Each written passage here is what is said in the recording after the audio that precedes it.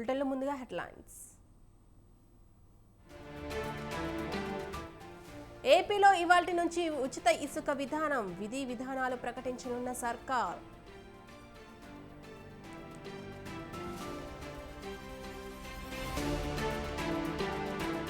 ఏపీలో ఇవాళ వైఎస్ఆర్ జయంతి వేడుకలు పోటాపోటీగా నిర్వహిస్తున్న వైసీపీ కాంగ్రెస్.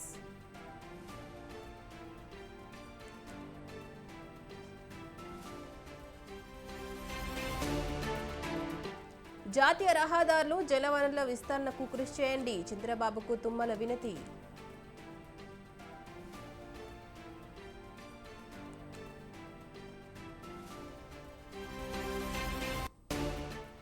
మణిపూర్లో రాహుల్ గాంధీ పర్యటన, అల్లర్ల ప్రాంతాలను పరిశీలించనున్న కాంగ్రెస్ నేత.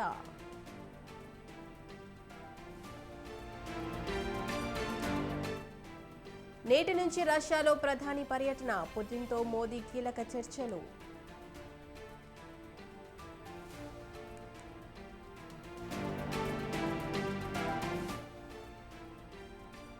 ఉత్తరాఖండ్కు భారీ వర్ష సూచన, చార్ధామ్ యాత్ర నిలిపివేత.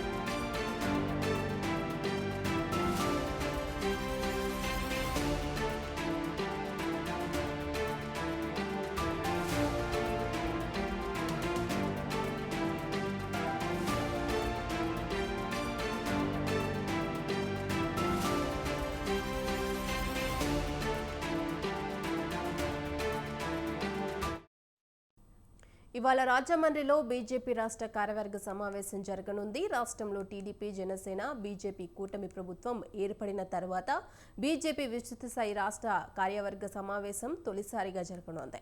బీజేపీ రాష్ట్ర అధ్యక్షురాలు, రాజమండ్రి ఎంపీ దగ్గుపాటి పురంధేశ్వరి అధ్యక్షతన ఉదయం 10 గంటలకు సమావేశం జరగనుంది.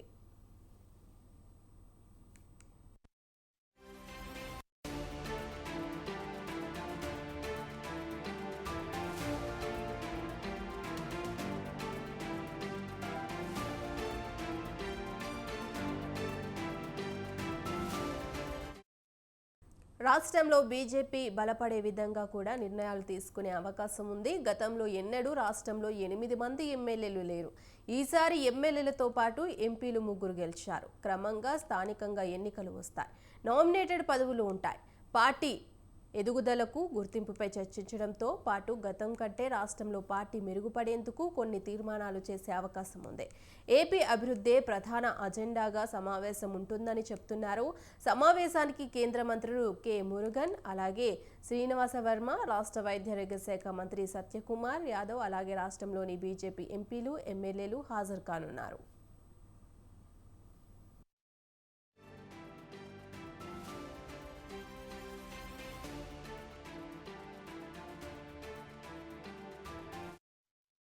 రాష్ట్ర పార్టీ అధ్యక్షులు, రాష్ట్ర కార్యవర్గ సభ్యులతో పాటు అసెంబ్లీ కన్వీనర్లు, మండల పార్టీ అధ్యక్షులు సమావేశానికి హాజరవుతారు.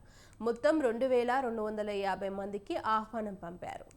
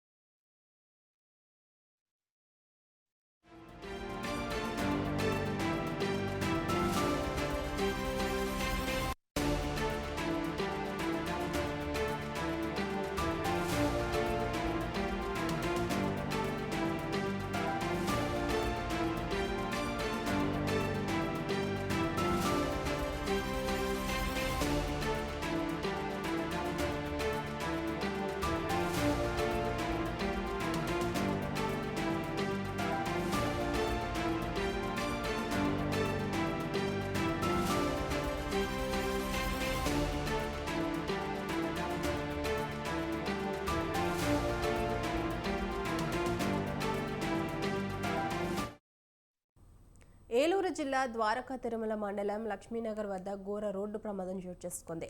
ఆగి ఉన్న లారీని ఓ కారు వెనుక నుంచి వేగంగా ఢీకొట్టింది. ఈ ఘటనలో 4 వ్యక్తులు మృతి చెందారు. మరో 2కి తీవ్ర గాయాలు కావడంతో స్థానికులు ప్రభుత్వ ఆసుపత్రికి తరలించి చికిత్స అందించారు. ట్రాఫిక్కు అంతరాయం లేకుండా పోలీసులు చర్యలు చేపట్టారు. విజయవాడ నుంచి రాజమండ్రి వైపు వెళ్తుండగా ప్రమాదం జరిగింది.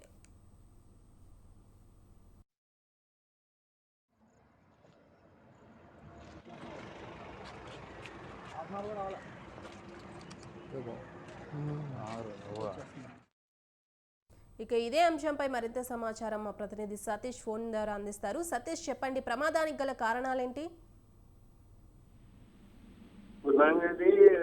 లక్ష్మీనగర్ వద్ద ఆగి ఉన్న రోడ్డుకి పక్కనే ఆగి ఉన్న కంటైనర్ లారీని ఎట్టిగా కారు ఈ రోజు ఉదయం అయితే ఆరు ఆ టైంలో తెల్లరగట్ల ఉదయం 6 గంటలకి ఆ టైంలో వెనక నుంచి ఢీ కొనడంతో డ్రైవర్ నిద్రమత్తులో కారు లారీ అవుతే పార్కింగ్ కి పక్కగా రైట్ మార్గంలోనే ఉంది. కాకపోతే ఎటొచ్చినా గట్టిగా కారు డ్రైవర్ ఒక నిద్రమత్తులో ఉండటం వల్ల ఈ ప్రమాదం జరిగిందని అక్కడ స్థానికులు చెబుతూ ఉన్నారు. అది విజయవాడ నుండి రాజమండ్రి వెళ్తుంది వాహనము. అందులో ఒక 5 ప్రయాణికులు ప్రయాణిస్తున్నారు. అందులో నలుగురు అయితే అక్కడే స్పాట్ లో పోయే ప్రమాదం జరిగింది. ఒకళ్ళని ఏలూరు గవర్నమెంట్ హాస్పిటల్ తరలించారు. సంఘటన స్థలంలో అది ఏలూరు అక్కడ రోడ్డుకి ఎటువంటి నేషనల్ హైవే కాబట్టి ఎటువంటి ట్రాఫిక్ కి అంతరాయం తగలకుండా అక్కడ పోలీసులు అంతా కూడా బందోబస్తు సంఘటన స్థలం చేరుకుని ట్రాఫిక్ అంతా కూడా నియంత్రిస్తుంది. Right, thank you Satish.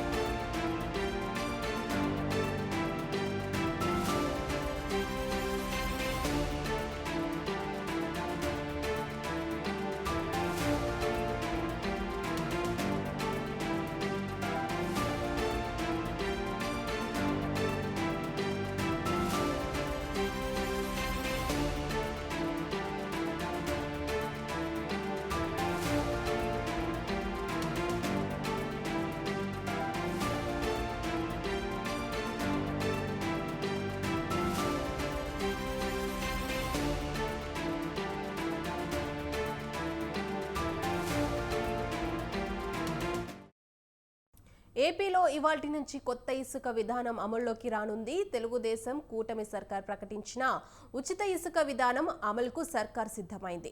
అన్ని వర్గాల ప్రజలకు ఇసుక ఉచితంగా అందుబాటులోకి రానుంది. ప్రభుత్వం అధికారికంగా ఉన్న ఈ మేరకు ఉచిత ఇసుక పాలసీ ప్రకటించనుంది. దాని అమలుకు ఉత్తర్వులతో కూడిన మార్గదర్శకాలు వెలువరించనుంది. ఇందుకు సంబంధించిన విధి విధానాలను గనుల శాఖ సర్వం సిద్ధం చేస్తుంది.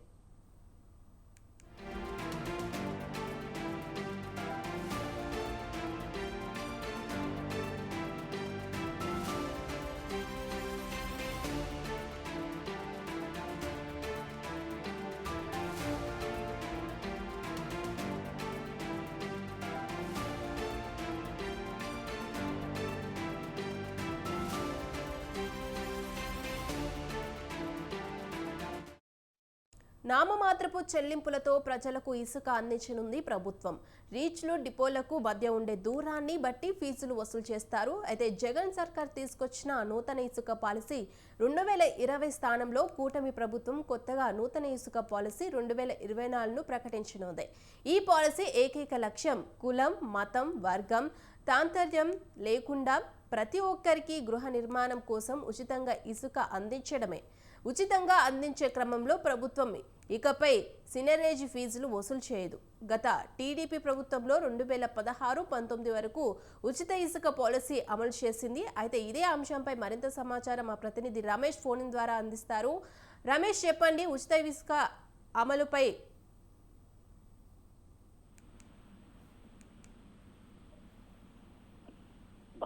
ఏపీ ప్రభుత్వం తెలుగుదేశం ఆధ్వర్యంలో అధికారంలోకి వచ్చినటువంటి నేపథ్యంలో ఎన్నికల్లో ప్రజలకు ఇచ్చినటువంటి ఉచిత హామీ ఏదైతే ఉందో దాన్ని అమలు చేసేందుకు సిద్ధమైంది. ఈ రోజు నుంచి ఉచిత ఇసుక విధానాన్ని ఏపీ ప్రభుత్వం అమలు చేయబోతుంది. ప్రధానంగా గత ప్రభుత్వం తీసుకొచ్చినటువంటి ఇసుక విధానం వల్ల గతంలో పునర్నిర్మాణ కార్మికులు అనేక రకాల ఇబ్బందులు పడ్డారు. ఉపాధిని కోల్పోయినటువంటి పరిస్థితి కూడా ఉంది. చాలా ఫ్యామిలీలు ఉపాధి లేకపోవడంతో ఇతర రాష్ట్రాలకు వలసైనటువంటి పరిస్థితి కూడా ఉంది. ఇప్పుడు తెలుగుదేశం కూటమి అధికారంలోకి వచ్చినటువంటి నేపథ్యంలో ఇసుక పాలసీని తిరిగి అమల్లోకి తీసుకురావాలనే నిర్ణయం తీసుకోవడం జరిగింది. 2014 నుంచి 2019 మధ్య తెలుగుదేశం కూటమి అధికారంలో ఉన్నప్పుడు ఉచిత ఇసుక విధానాన్ని అమలు చేశారు. ఇప్పుడు మళ్ళీ కూటమి అధికారంలో ఉన్నటువంటి నేపథ్యంలో ఈ రోజు నుంచి ఉచిత ఇసుక విధానాన్ని అమలు చేయబోతూ ఉన్నారు. ఎవరైతే పేదలు కావచ్చు, మధ్యతరగతి వారు కావచ్చు, గృహ నిర్మాణానికి ఇసుక అవసరం ఉంటుందో వారితో పాటు మిగిలినటువంటి అన్ని వర్గాలకు కూడా ఉచితంగా ఇసుకను ఇవ్వాలని రాష్ట్ర ప్రభుత్వం నిర్ణయించడం జరిగింది. ప్రధానంగా ఇప్పుడు ఏవైతే స్టాక్ పాయింట్ లో ఇసుక అందుబాటులో ఉందో ఆ ఇసుకను ఎవరికైతే అవసరం ఉందో వాళ్ళందరికీ కూడా అందించబోతూ ఉన్నారు. మరో కొన్ని సమస్యలు ఇబ్బందులు తలెత్తే అవకాశం ఉన్నటువంటి నేపథ్యంలో ప్రస్తుతం స్టాక్ పాయింట్ లో ఉన్నటువంటి ఇసుకను పేదలకు ఉచితంగా అందిస్తారు. అదేవిధంగా దాదాపు ఈ 3 నెలల కాలానికి 1 కోటి మెట్రిక్ టన్నుల ఇసుక అవసరమవుతుందని రాష్ట్ర ప్రభుత్వం భావిస్తూ ఉంది. ప్రస్తుతానికి అందుబాటులో 50 కోట్ల మెట్రిక్ టన్నుల ఇసుక మాత్రమే అందుబాటులో ఉన్నట్టు తెలుస్తుంది. అయితే జడ్జింగ్ ద్వారా ఎవరైతే ఇసుక అవసరం అవుతుందో దాన్ని తీసుకొచ్చి పేదలకు ఉచితంగా ఇసుక ఇవ్వాలని నిర్ణయించింది. ప్రతి జిల్లాలో కూడా జిల్లా కలెక్టర్లు ఈ ఉచిత ఇసుకకు సంబంధించి మానిటరింగ్ చేస్తూ ఉంటారు. అయితే పూర్తి స్థాయిలో దీనికి సంబంధించినటువంటి విధి విధానాలు ఖరారు చేయడానికి మరికొంత సమయం పట్టే అవకాశం ఉంది. అయినప్పటికీ కూడా ఈ రోజు నుంచే ఉచిత ఇసుక విధానాన్ని అమలు చేయాలని రాష్ట్ర ప్రభుత్వం భావిస్తుంది. సో దీనికి సంబంధించి ఇటు భవన నిర్మాణ కార్మికులు కావచ్చు, ఎవరైతే గృహ నిర్మాణాలు చేస్తూ ఉన్నారో వాళ్ళందరూ కూడా ఆనందం వ్యక్తం చేస్తూ ఉన్నారు. ఉచిత ఇసుక విధానం వల్ల పేదలకు, మధ్య తరగతి వారికి, అదేవిధంగా ఇసుక భవన నిర్మాణ కార్మికులకు వీళ్ళందరికీ కూడా ఉపయోగపడుతుంది అనేది కూడా అభిప్రాయం అయితే వ్యక్తమవుతూ ఉంది. Bhargavi. Right, thank you Ramesh.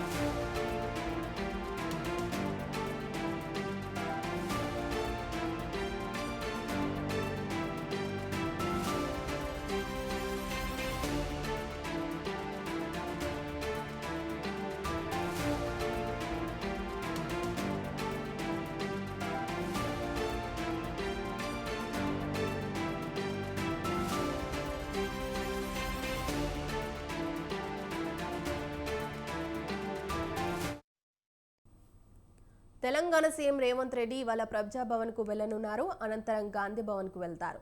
Banjara Hills లోని పోలీస్ కమాండ్ కంట్రోల్ కార్యాలయానికి కూడా వెళ్లనున్నారు. మధ్యాహ్నం 3 గంటలకు బేగంపేట ఎయిర్పోర్ట్ నుంచి విజయవాడకు పయనమవుతారు సీఎం రేవంత్ రెడ్డి.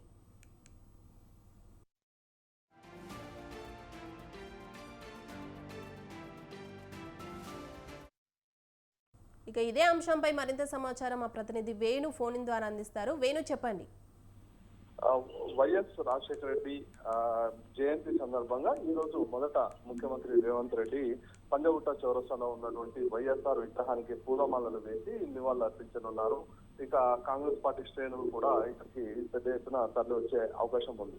ఇక ఈ కార్యక్రమం అనంతరం ఇక ప్రజాభవన్ వెళ్ళనున్నారు. ప్రజాభవన్ లో వైఎస్ రాజశేఖర రెడ్డి జయంతి సందర్భంగా ఏర్పాటు చేసినటువంటి ఫోటో ఎగ్జిబిషన్ కార్యక్రమం ప్రారంభించనున్నారు. ఈ కార్యక్రమంలో ముఖ్యమంత్రి రేవంత్ రెడ్డితో పాటు డిప్యూటీ సీఎం బట్టి విక్రమార్క, అలాగే పలువురు మంత్రులు కూడా ఈ కార్యక్రమంలో పాల్గొనున్నారు.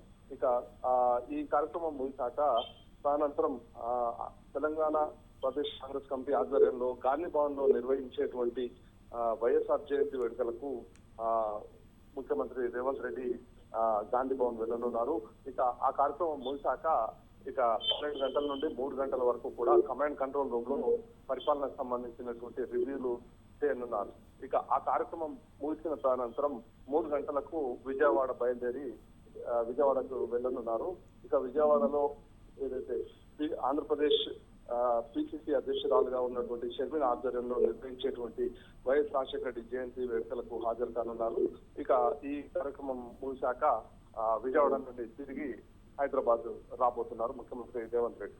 అయితే మొత్తంగా ఈ రోజు ఉదయం నుండి కూడా చాలా బిజీగా ఉండబోతున్నారు. ఒకవైపు వైఎస్ రాజశేఖర రెడ్డి జయంతి వేడుకల్లో పాల్గొంటూనే మరోవైపు అధికారిక కార్యక్రమాలన్నీ కూడా రివ్యూ చేసే అవకాశం ఉంది.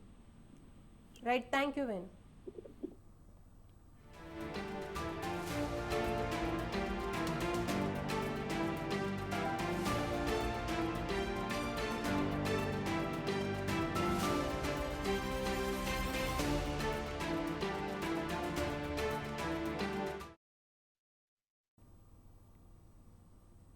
రెండు తెలుగు రాష్ట్రాలకు మేలు చేకూర్చే జాతీయ రహదారులు, జలవనరులు, రైల్వే లైన్ల విస్తరణకు కృషి చేయాలని ఏపీ సీఎం చంద్రబాబును తెలంగాణ వ్యవసాయ శాఖ మంత్రి తుమ్మల నాగేశ్వరరావు కోరారు. రాష్ట్ర విభజన సమయంలో ఏపీలో విలీనమైన 5 గ్రామాలను తిరిగి తెలంగాణలో కలిపేందుకు సమ్మతించాలన్నారు. హైదరాబాద్లో చంద్రబాబును ఆయన నివాసంలో మంత్రి కలిశారు. ఈ సందర్భంగా పలు అంశాలను విన్నవించారు.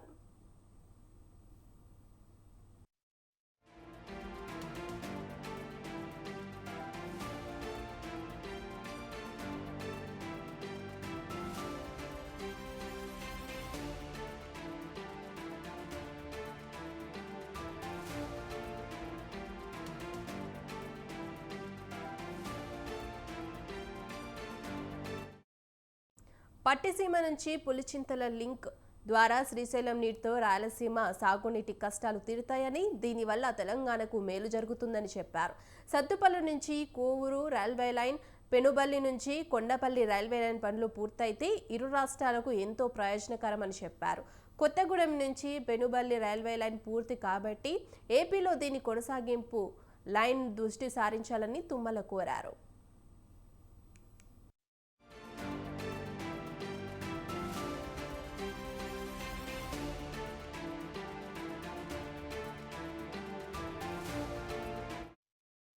చంద్రబాబుతో భేటీ ఎంతో ఆప్యాయంగా సాగిందన్నారు తుమ్మల. తెలుగు రాష్ట్రాల అభివృద్ధిపై చర్చించామని, జల వివాదాలు పరిష్కరించుకొని ప్రగతి పథంలో సాగేందుకు చంద్రబాబు అనుభవం ఎంతో దోహదం చేస్తుందని స్పష్టం చేశారు.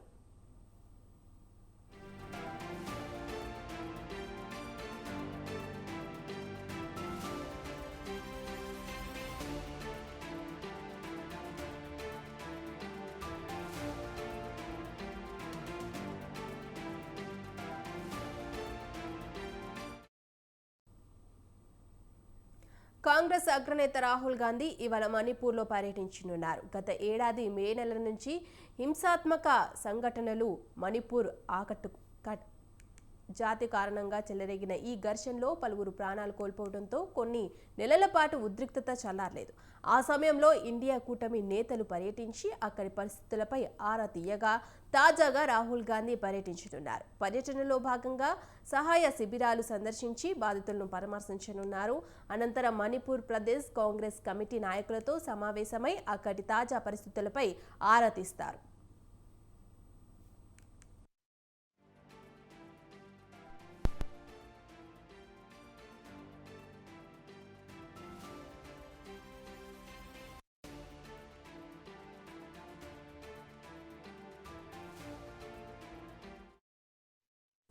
రాహుల్ పర్యటన సందర్భంగా మణిపూర్లోని జీరీబాయ్ జిల్లాలో భద్రతను కట్టుదిట్టం చేశారు. డ్రోన్ల ద్వారా ఫోటోగ్రఫీని నిషేధించారు. జీరీబాయ్ జిల్లా మెజిస్ట్రేటివ్ ఆదివారం జారీ చేసిన నోటిఫికేషన్లో మెరుగైన భద్రతా చర్యల్లో భాగంగా డ్రోన్లు, బెయిల్ను లేదా ఇతర మార్గాల ద్వారా ఏరియల్ ఫోటోగ్రఫీ లేదా వీడియోగ్రఫీపై కఠినమైన నిషేధం విధించారు. ఈ ఆర్డర్ను ఉల్లంఘిస్తే ఇండియన్ జస్టిస్ కోడ్ సెక్షన్ 223 ఇతర సంబంధిత చట్ట నిబంధనల ప్రకారం చట్టపరమైన చర్యలు తీసుకుంటామని నోటిఫికేషన్ పేర్కొంది. హింసాకాండకు గురైన రాష్ట్రంలో గాంధీ ఒక్కరోజు పర్యటనకు సన్నాహాల్లో భాగంగా working president Victor Keishing, all India Congress committee Manipur incharge Girish చుడంకర్తో సహా కాంగ్రెస్ రాష్ట్ర యూనిట్ నాయకుల బృందం సహాయ శిబిరాలను పరిశీలించింది.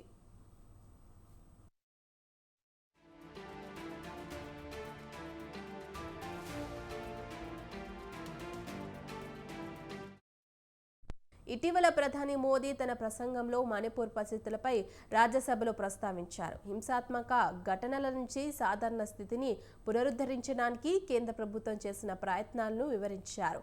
మణిపూర్లో పరిస్థితిని చక్కదిద్దడానికి ప్రభుత్వం నిరంతరం ప్రయత్నాలు చేస్తోందన్నారు. 11,000 ఎఫ్ఐఆర్లు నమోదయ్యాయని 500 మందికి పైగా అరెస్ట్ చేసినట్లు వెల్లడించారు. మణిపూర్లో హింసాత్మక ఘటనలు తగ్గుముఖం పట్టాయని మోదీ పేర్కొన్నారు.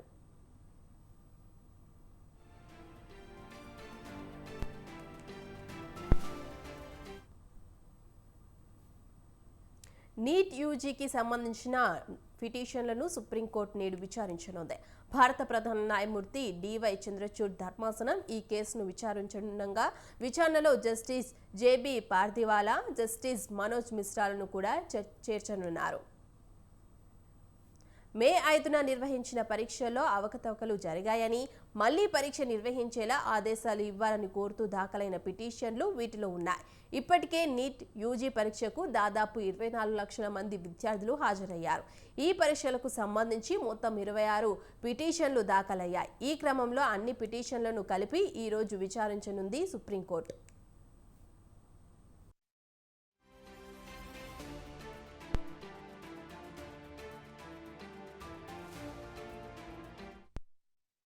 మే 5న జరిగిన నీట్ యూజీ పరీక్షలో పేపర్ లీక్ సహా పలు రకాల అవకతవకలు జరిగాయని తీవ్ర ఆరోపణలున్నాయి.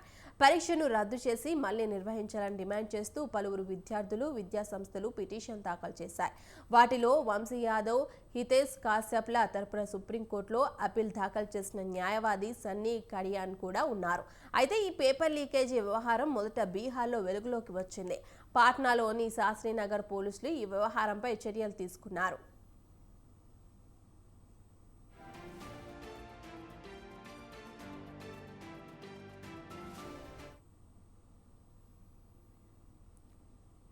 ఉత్తరాఖండ్లో వర్షాలు దంచి కొడుతున్నాయి. మరో 3 రోజుల పాటు భారీ వర్షాలు కురుస్తాయని డెహ్రాడూన్ వాతావరణ కేంద్రం చెప్పడంతో అధికారులు చార్ధామ్ యాత్రను నిలిపివేశారు. బద్రీనాథ్, కేదార్నాథ్, యమునోత్రి మార్గాల్లో కొండ చర్యలు విరిగిపడే అవకాశం ఉందని హెచ్చరికలు రావడంతో యాత్రను తాత్కాలికంగా ఆపేశారు. చార్ధామ్ యాత్రికులు తమ ప్రయాణాలను మానుకోవాలని అధికారులు సూచించారు. ఇప్పటికే బద్రీనాథ్ హైవేను మూసేశారు. చాలా చోట్ల రోడ్లకు గుంతలు ఏర్పడ్డాయి. జోషిమాట్లోని విష్ణుప్రయాగ్ దగ్గర అలకనంద ఉగ్రరూపాన్ని దాల్చింది. లోతట్టు ప్రాంతాలు జలమయమయ్యాయి.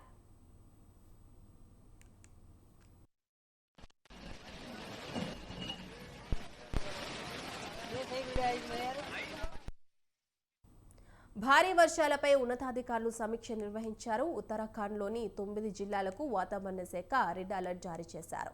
రామ్నగర్లో చాలా వంతెనలు ధ్వంసమయ్యాయి. దీంతో పలు గ్రామాలకు రాకపోకలు నిలిచిపోయాయి.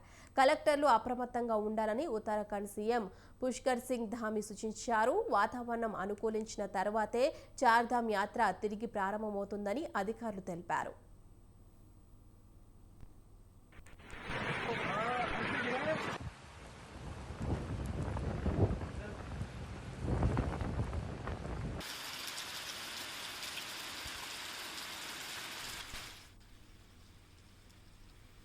ప్రధాని నరేంద్ర మోదీ చాలా ఏళ్ల తర్వాత రష్యాలో పర్యటించనున్నారు. 22వ భారత్ రష్యా వార్షిక శిఖరాగ్ర సమావేశానికి అధ్యక్షుడు పుతిన్ ఆహ్వానం మేరకు దాదాపు 5 ఏళ్ల ప్రధాని మోదీ రష్యా పర్యటనకు వెళ్లారు. అయితే 2022లో ఉక్రెయిన్ యుద్ధం ప్రారంభమైన తర్వాత ప్రధాని మోదీ రష్యాలో పర్యటించడం ఇదే తొలిసారి. ఈ రష్యా ప్రతిష్టాత్మకంగా తీసుకుంది. అయితే మోదీ పర్యటన నేపథ్యంలో రష్యా విస్తృత ఏర్పాట్లను చేస్తోంది.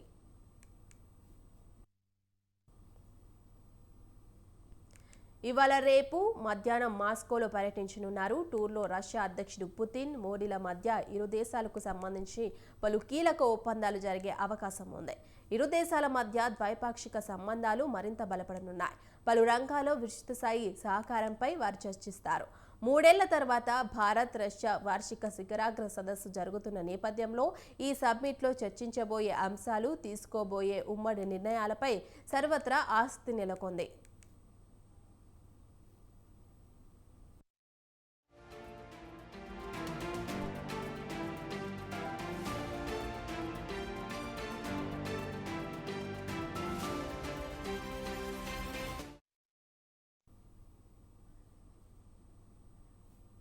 ఇవి ఇప్పటివరకున్న అప్డేట్స్. కీప్ వాచింగ్ స్వతంత్ర.